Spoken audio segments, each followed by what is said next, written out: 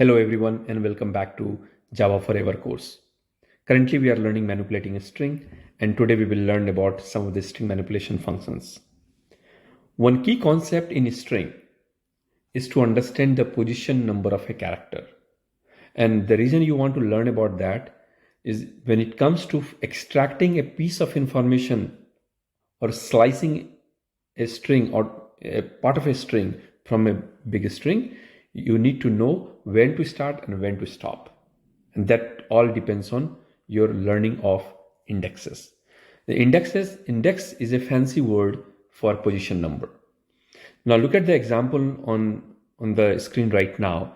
We have a string called CodeMode.us. Ideally, you will declare this as, let's say I say string x equal to double quote code mode.us. Now be mindful that even dot or the period is also a character. So it takes a space and it is also part of your string. The first letter starts with position number 0. In Java or any other programming language for that matter, including Python, the first character is always at position number 0.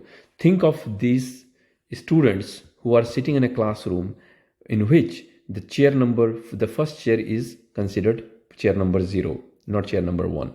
So naturally, when you go to the last chair, it is the total number of characters, total number of chairs minus 1. And if you notice here, the codemode.us is 11 characters.